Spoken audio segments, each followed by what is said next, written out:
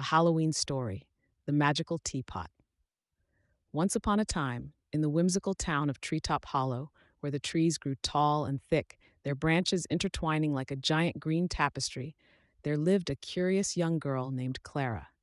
Clara had a wild mane of curly hair that bounced as she skipped through the streets, and her bright blue eyes sparkled with mischief and wonder.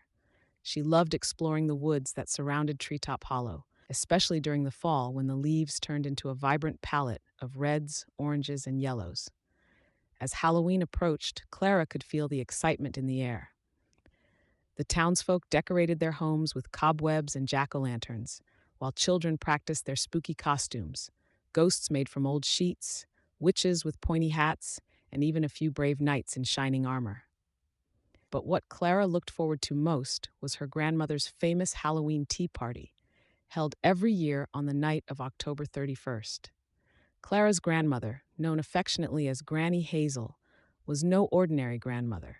She was a wise woman with a twinkle in her eye and a knack for magic. Her cottage sat at the edge of Treetop Hollow, surrounded by blooming gardens filled with herbs and flowers that smelled like candy. But what made Granny Hazel's cottage truly special was her magical teapot, a beautiful porcelain piece adorned with intricate patterns of dancing fairies and swirling stars. This teapot was said to brew enchanted tea that could grant wishes if sipped under the light of a full moon. Every year at the Halloween tea party, Granny would invite all the children in Treetop Hollow to share stories and sip her delightful brews. On the evening of Halloween, Clara donned her favorite costume, a sparkly fairy outfit, complete with shimmering wings that glimmered like diamonds in the moonlight. She twirled around her room, excitedly imagining all the magical adventures that awaited her at Granny Hazel's party. As she arrived at her grandmother's cottage, Clara was greeted by the warm glow of lanterns hanging from trees and the sweet aroma of freshly baked pumpkin pie wafting through the air. Children giggled as they played games in the garden while Granny Hazel welcomed them inside with open arms.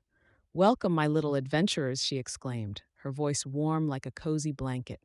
"Tonight is a night for magic and wishes." The children cheered as they gathered around the long wooden table adorned with colorful tablecloths and sparkling decorations. Granny Hazel poured steaming cups of tea from her magical teapot into delicate china cups. The tea shimmered in hues of gold and emerald green, swirling like tiny galaxies within each cup. "Now," Granny said with a twinkle in her eye, "before we begin our stories, let's make our wishes.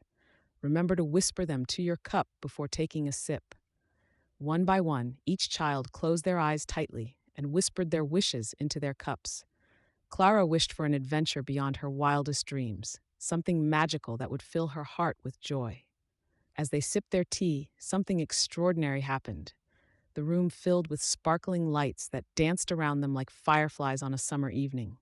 Suddenly, they found themselves transported to an enchanting forest filled with towering trees whose trunks were wrapped in glowing vines. "Where are we?" Clara gasped, looking around in awe.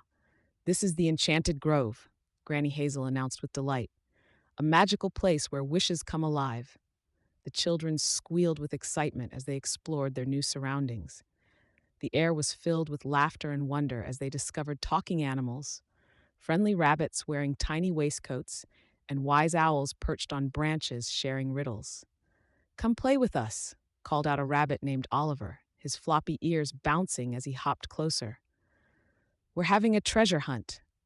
The children eagerly joined Oliver and his friends as they raced through the grove, searching for hidden treasures among sparkling rocks and colorful flowers that glowed like lanterns in the dark. Each treasure they found, a shiny acorn here, a glittering feather there, sparkled with magic. After what felt like hours of laughter and adventure, they gathered under a giant tree whose leaves shimmered like gold coins in the moonlight. Clara noticed something glinting at its base, a small chest adorned with intricate carvings of stars and moons. "What do you think is inside?" whispered Lily, Clara's best friend who had come dressed as a little witch.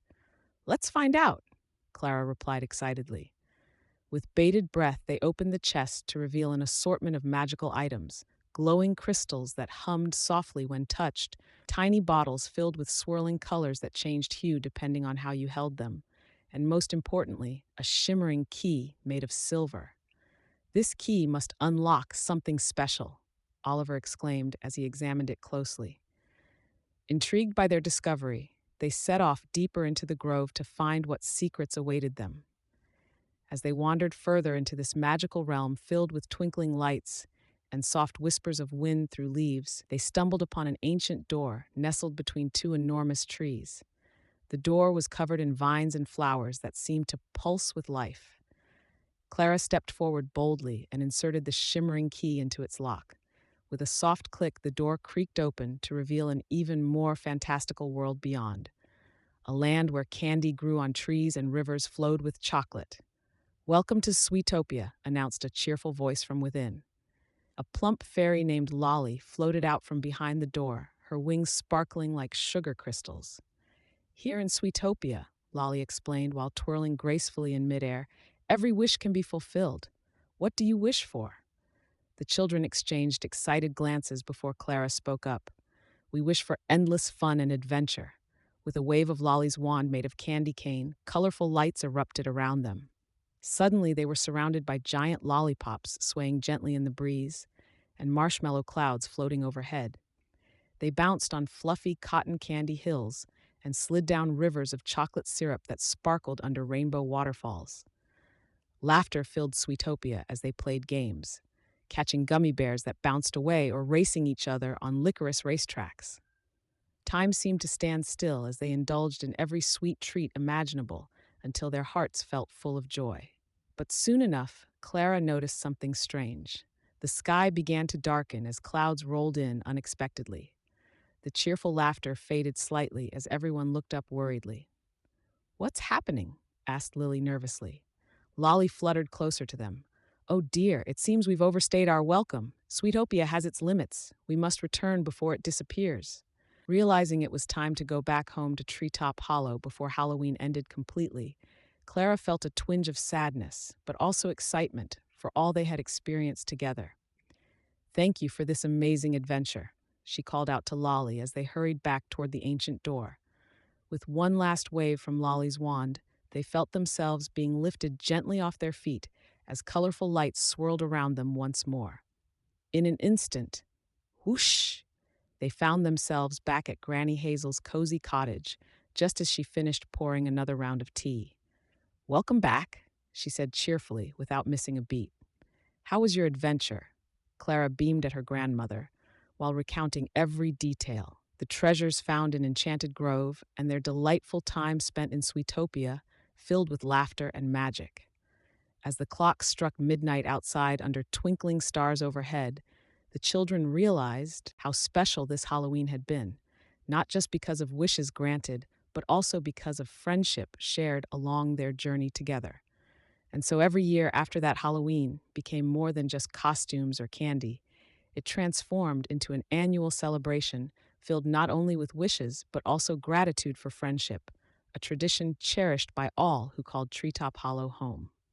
And thus ends our tale, a story woven from dreams beneath starry skies, a reminder that sometimes all it takes is a little magic and love to make our wishes come true.